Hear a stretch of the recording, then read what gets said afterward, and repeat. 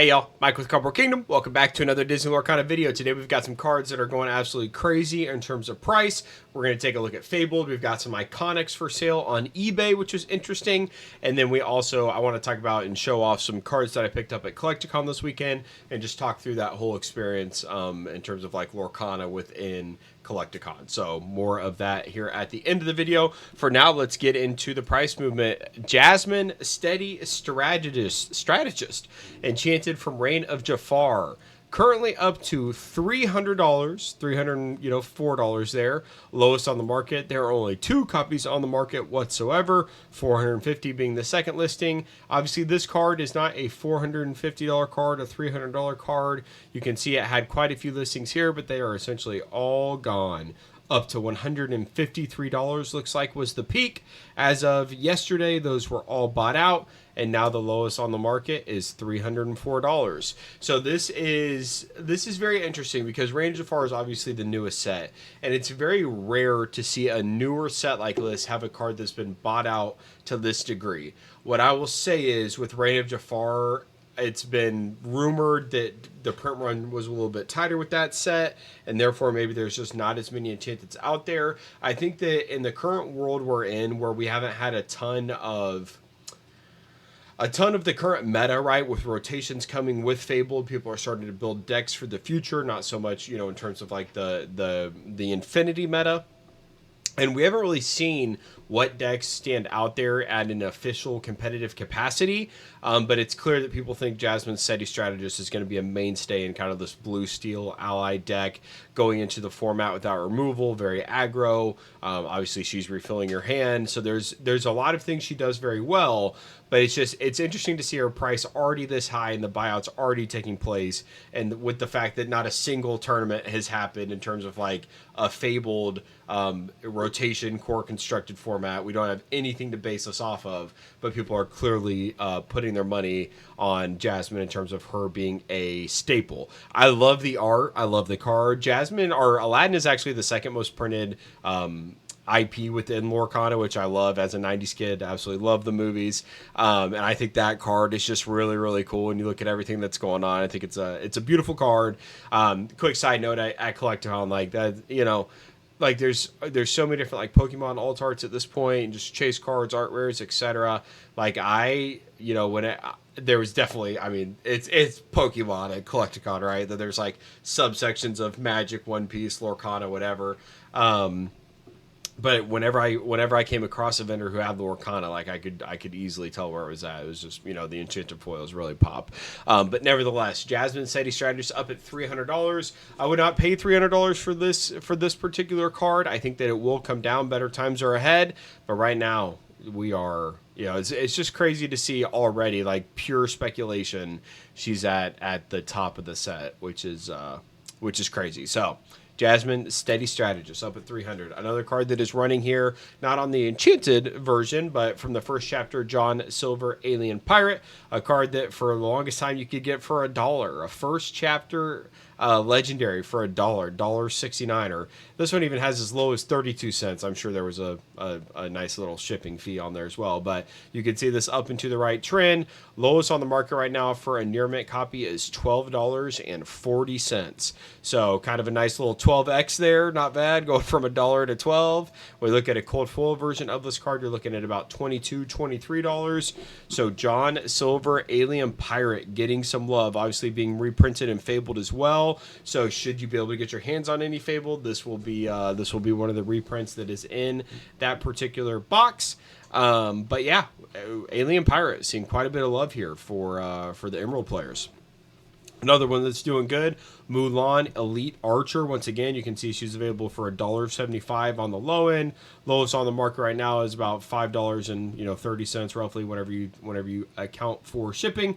Quite a few sales here as of late. I do always we'll take a look at cold foil first here. Cold foil for this card, not that much different than the standard version of the card. The reason for that is because there is kind of like an we'll call it like an alt art light version of this card. Anytime you can get an alt art, I'm a fan of that, right? Like to have my decks as shiny as possible. And the Illumineer's Quest Deep Trouble box that came out with Ursul's Return, there were 4 cards in that box that had alt arts, and Mulan Elite Archer is one of them. You can get one of those for closer to $8 to $9. So if you're looking to get a tricked out version of this card, kind of the, if you're looking like max rarity, this alt art from the Deep Trouble quest box would be your best bet there. $9 to $10 a copy. Like I said, I think the card does look good in terms of it's got like a different text box, different foiling pattern.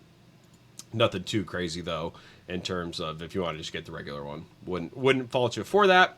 Another card that's doing very, very well is Yzma Conniving Chemist. Haven't said that one in a minute. It was down around $50 for a long time. It has doubled in price. It is up to $100.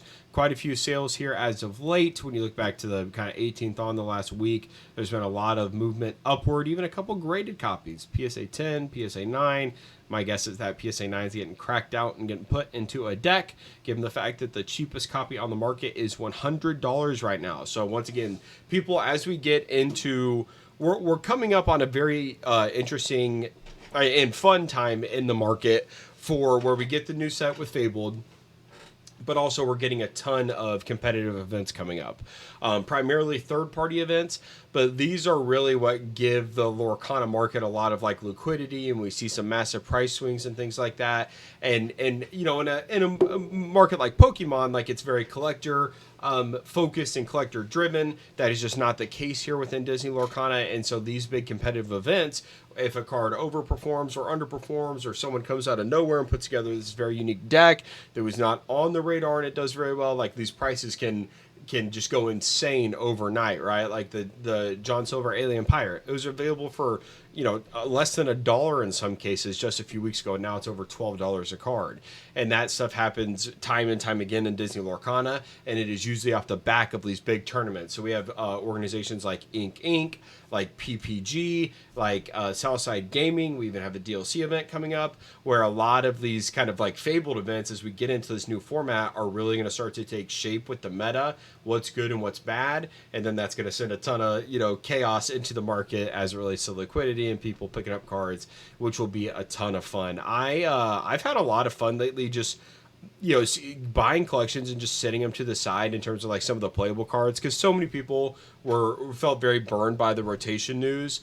And so I've got just like the Lilo and Stitch boxes full of like legendaries and stuff that I don't want to list, because I just want to see what shakes out, because I've seen this time and time again, right? And that's where the timing aspect of collecting in Disney Lorcana is very important. Seeing these cycles, recognizing them, realizing that just because Tamatoa Happy as a Clam is $20 right now doesn't mean he's always going to be $20, right? So you're much better off just waiting for the next time relevant in the meta, right? When he gets a couple items and that structure can take shape again, rather than selling it for $20 right now.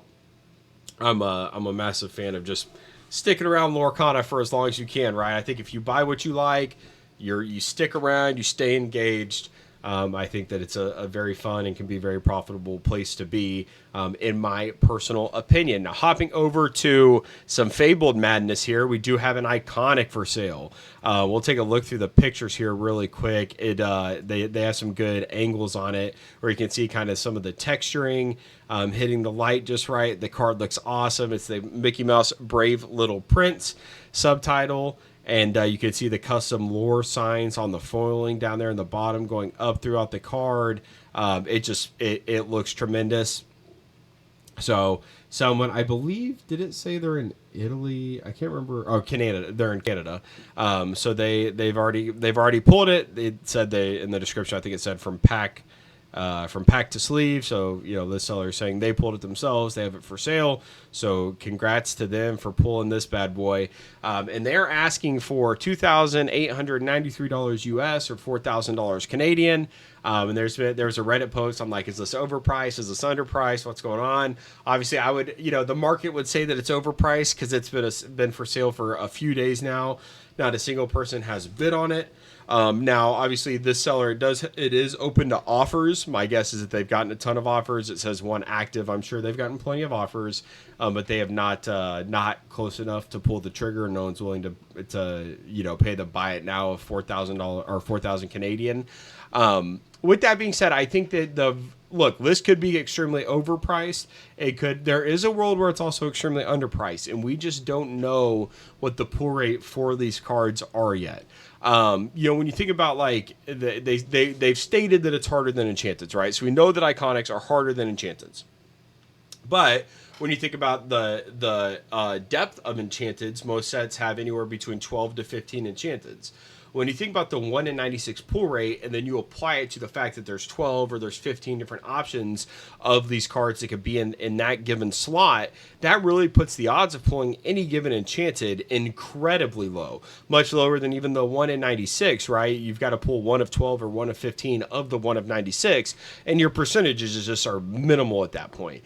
The fact that we only have 2 Iconics, Mickey and Minnie, the odds that you're going to pull one of the two are pretty high, right? In terms of just like there only being 2 options. Now, they've said that it's harder than Enchanteds, but they haven't said how much harder. If it's like, 15 times harder than an Enchanted, and you're looking at, 1 in 15 cases you get an Iconic, then I think we're probably looking at closer to like a $1,000 price point, or maybe $1,500.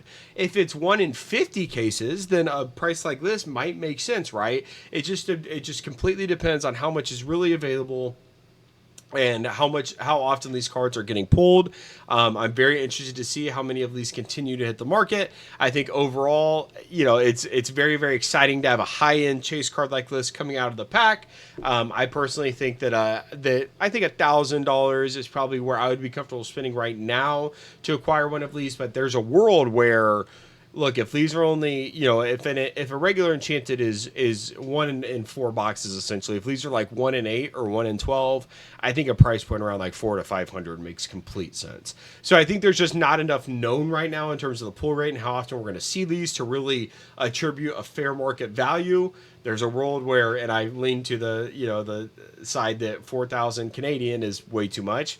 But there's a world where it's not, right? And so we just have to get some more information. I definitely would not advise spending $4,000 on it. I think these are, like I said, probably around $1,000 is where I would gamble with it. But there's a world where I think $400 to $500 definitely makes sense. It just depends how often these are getting pulled and what that seeding looks like. So more to come. Hopefully we get some more information on those. But for now, we just get to enjoy the eBay listing. Once again, I will say, absolutely gorgeous card. They did a fantastic job on the art style, having a PSA 10 Mickey next to the PSA 10 Minnie, looking at each other like that's gonna look really, really cool in a display case. And very, very excited for that. They crushed the art on these, and that's no surprise, right? From day one, I've been on record of Lorcana as the best art of any TCG, and this is no exception. These cards look amazing. So shout out to the team for those.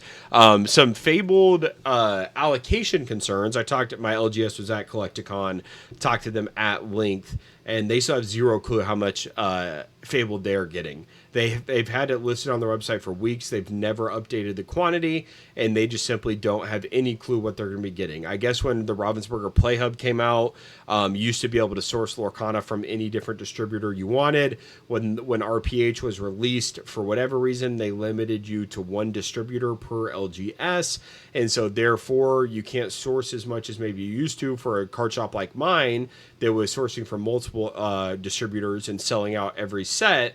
They can now only get from 1 distributor, right? And so that limits their overall allocations. That limits their ability to run tournaments. That limits their ability to sell the product as a whole. They essentially said that on Rain and Jafar for my LGS, they sold out the first day or two, and then that was just like all the Rain and Jafar they ever had. And so that's unfortunate. If they have a thriving audience that wants to, or thriving consumer base that wants to buy the product, it's in everyone's best interest that they have said product. So that has me concerned for Fabled, right? Because Fabled comes out this Friday. And while I plan on skipping Fabled, like I've mentioned on the channel, I plan on at least getting like a trove and meeting up with the guys or something. But it doesn't, right now we have no plans to meet. My LGS has no clue what they're going to get, and they have nothing right now.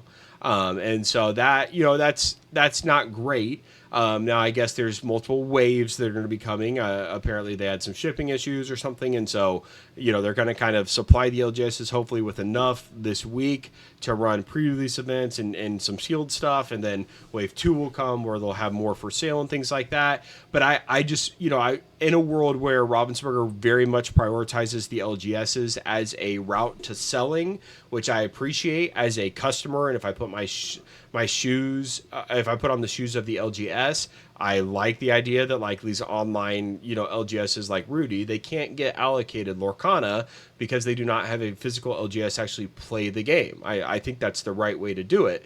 And so, whenever these LGSs can't get product, like, well, that's not good, especially in this window where they have the pre-release weekend that is really supposed to benefit LGSs, get people into the store, play these events, buy product from them, right? That's where this foot traffic comes from. And the reason why they do it, well, if they have no product to sell, that's going to limit the foot traffic, right? Like some people go in for pre-release events, but some people go in to play with their friends and open packs and then go home, right? And so, you need both ideally. And if they get the product after it's already been out at big box retail, that's a little bit of a unfortunate circumstance for the LGS because that's probably going to limit their overall traffic for Fabled.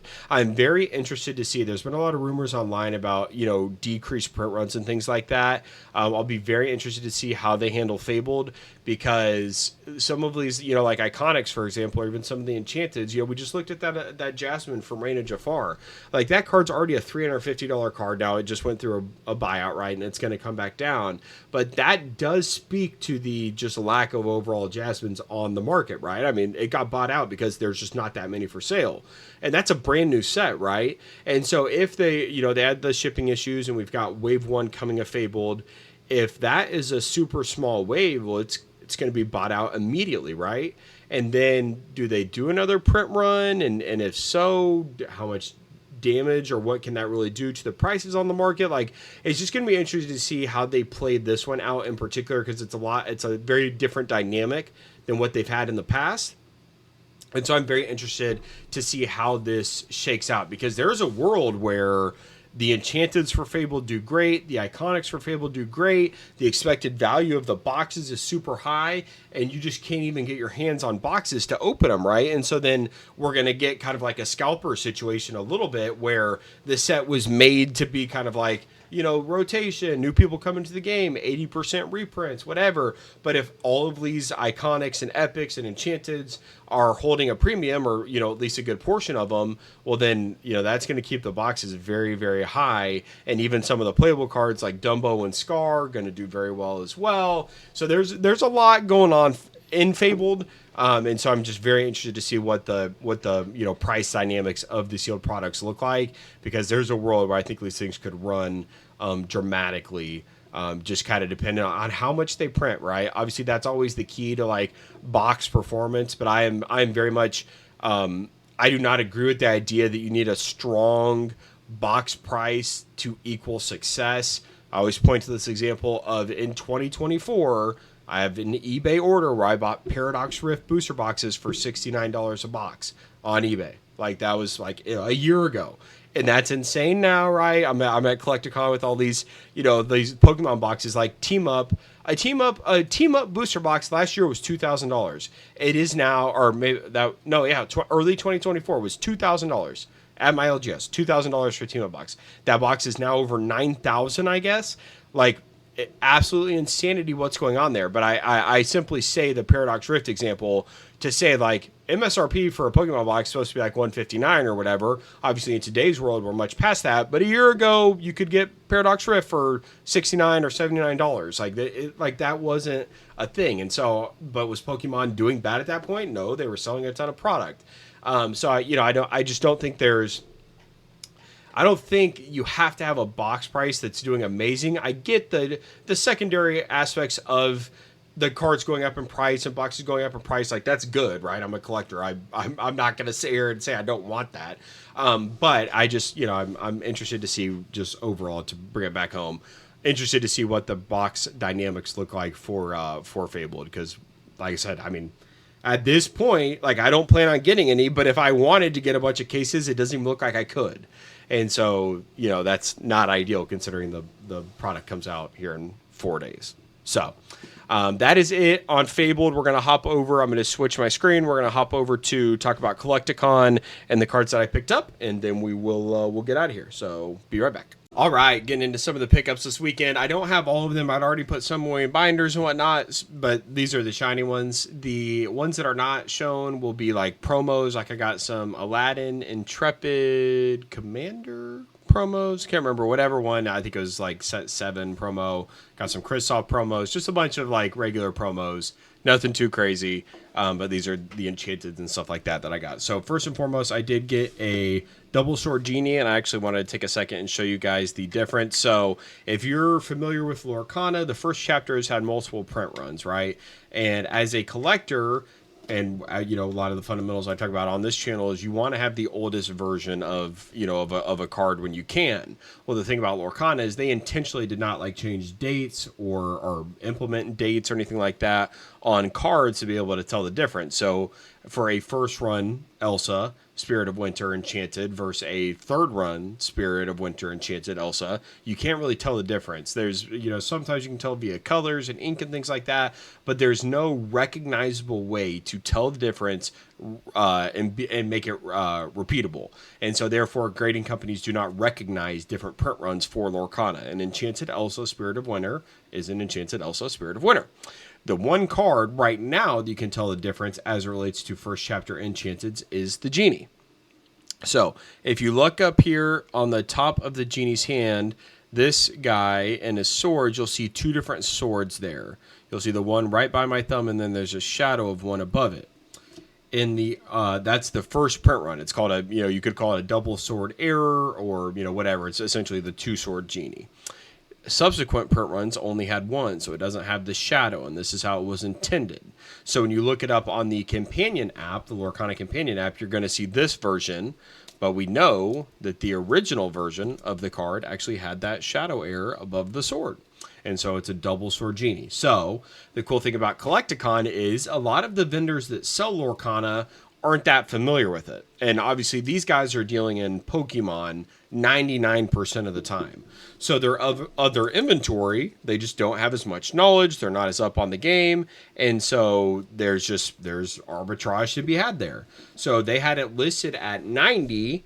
I picked it up. I immediately identified that it was a double sword error. I haggled them and walked away with, I think I paid like I paid $80 for it. It's a double sword error Genie. Like, give me that all day and twice on Sunday. So I only bought one, but I wanted to bring both to kind of show you guys. As of right now, this double sword Genie is the only recognizable first chapter Enchanted that sets itself apart from its subsequent print runs.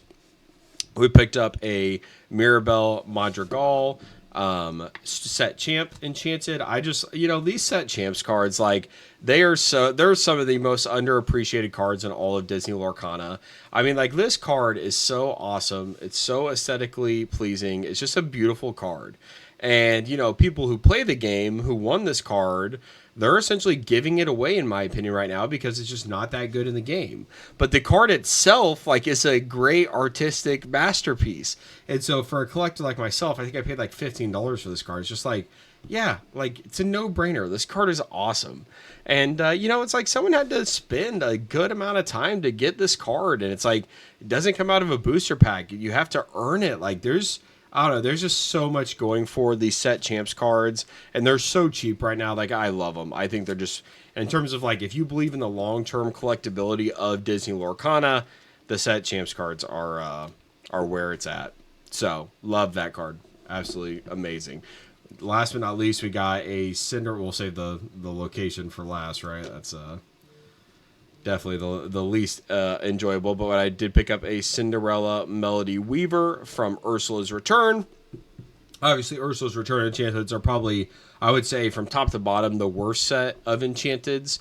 But look, Cinderella Melody Weaver, I think I paid $30 for it. Like, yeah, give me that all day. You know, these Enchanteds, you know, some of them are not the most desirable. Like, this card is not used in the game, and so therefore its collector, you know, its utility is very low, and so therefore the collector base for it is very low as well. But in terms of, Disney Lorcana as a collectible, if it does continue to grow as a collectible, which I think they're doing a lot of the right things to progress down that road, like a card like this is being so unfairly mistreated. Like a 1 in 96 pull rate. There was 15 Enchanteds in Ursula's Return, if I'm not mistaken. So 1 of 96 and then 1 of 15 on top of that. Like, how many is there of these in the world? Like I mean, talking a couple thousand, like 3,000, 4,000. Like, that's just not that many for an IP that is as popular as Cinderella is. When you think about how hard these cards are to pull, $30? Like, are you kidding me? Like, I could not buy it. Like, all these cards just so severely mispriced, in my opinion. Now, look, that's my opinion. I love these cards. I get so much joy out of having them that my value of them versus what the market values them at are completely different, right? Only time will tell if I'm correct on that. I cannot see the future. I just know that I'll pay $30 for that card all day. Next up, and last but not least, the wall. This one honestly just kind of caught my eye. Like, look, I've got some enchanted locations. They're nothing crazy, but it was shining. They had it displayed well. I think I paid $15 for it, or they had it listed for 15. I talked them down. And that's another thing. At least Collecticon events, you can just kind of talk down anyone on especially like Lorcana, right? So like they also had. I bought some playable cards. Obviously, those aren't worth showing off. Some like Calhouns, Mufasas, etc. And they had the cards so mispriced because they don't know what's going on in the meta, and so these cards will they'll become way more, their utility will go up dramatically after a tournament or whatever, or as stuff gets rotated out, and the vendors just don't know, and so they'll be severely mispriced. So like the Calhouns were a couple bucks. Mufasa cold foil legendary from what was that Shimmering Skies was a couple bucks. Some of those promos were severely mispriced. It's just, I had a great time and a great experience at Collecticon. And so I'd recommend, if you have one coming to your town, I would definitely recommend going to check it out. I'll be doing a grading submission here. I don't know when. At some point. Honestly, I'm in no hurry to do it. But I've got a big old stack of Enchanteds ready to go out next time I do one. So yeah, just they're crazy. They're like an old Beatrice Blue down there, Tamata. So I've got a massive stack of raw that needs to be graded at some point, but grading is way too expensive right now, so I'm fine continuing to grow this little baby. I did take my BGS 9.5 Maui, and I also took my BGS the D100 version, and then I also took my D23 Elsa in hopes to do a graded card review.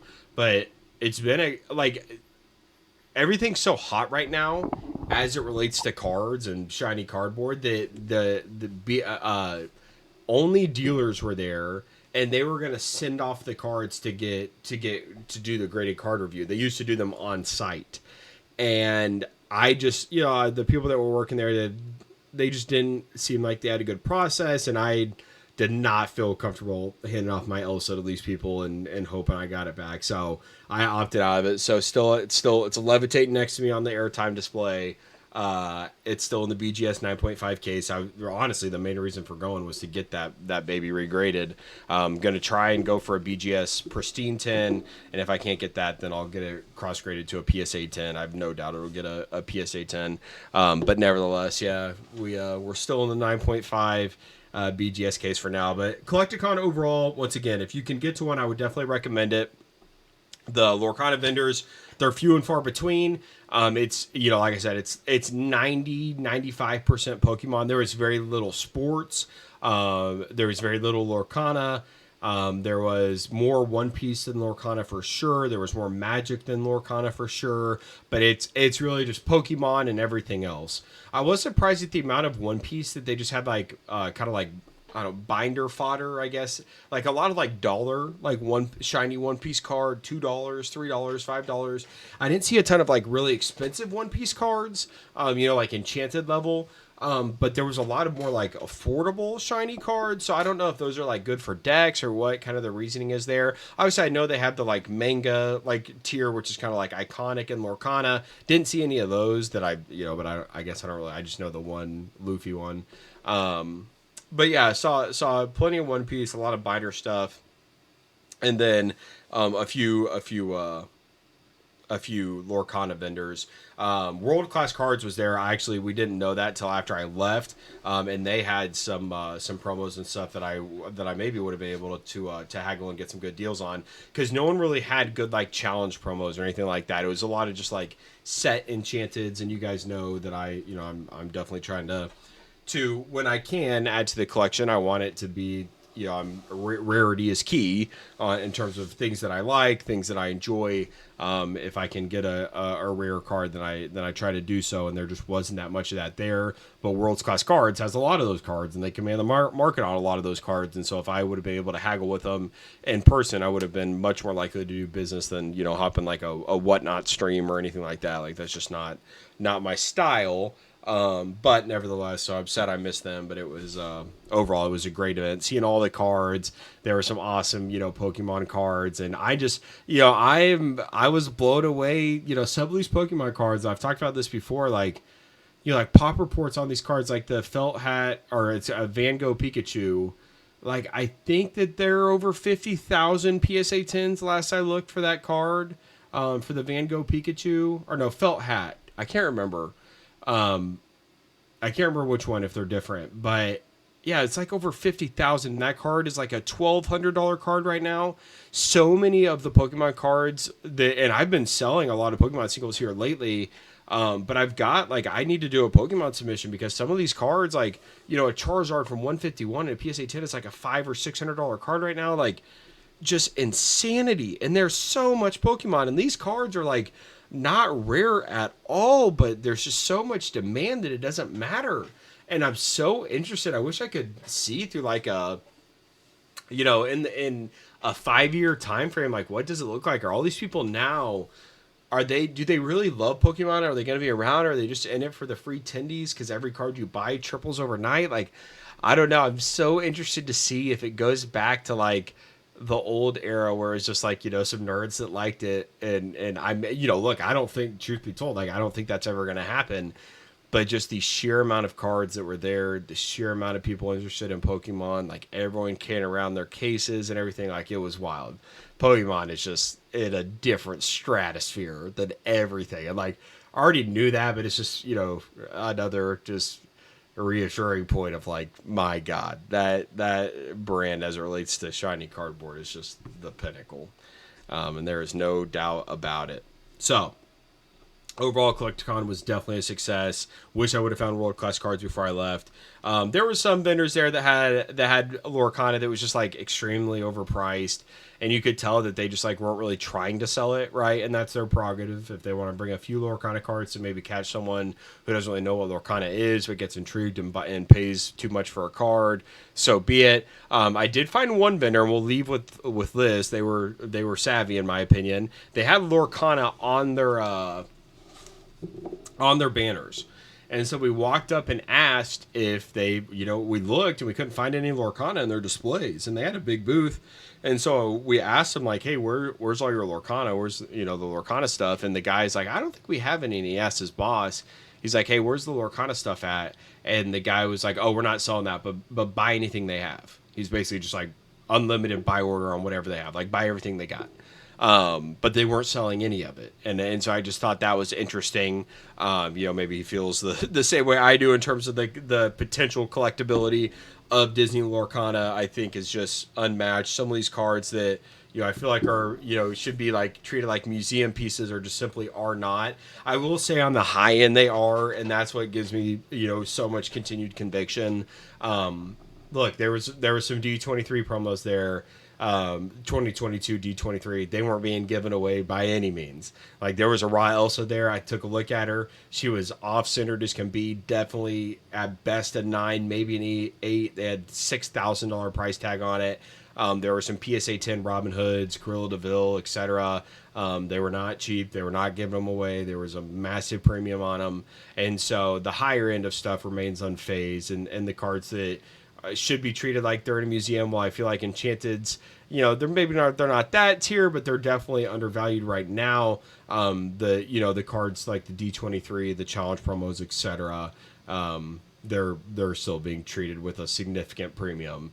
And I think that as long as that stays intact, I think the floor and all this stuff flushing out as demand waivers and whatever, the top end, like, I mean, as I knock it off the display, this baby ain't going nowhere, right? Like, the people who have lease cards, like, I don't know. But obviously there's, plenty of lease cards are getting sold and whatever, but I remain very, very strongly convicted. I just get so much damn joy. Like, this stack of shiny cardboard brings me a lot of joy. This is just one part of it. And, it's just fun to do. And whether these set champs cards are going to drop to $10 or $20 or go up to $100 or whatever, I don't know. I can't see the future, but I know that Mirabelle card for $15, yes, please give me all you got. So if you're a player and you've got a ton of set champs cards that you're looking to get rid of, I will gladly pay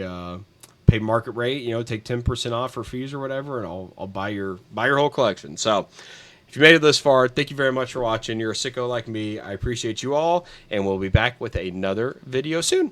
Bye, guys.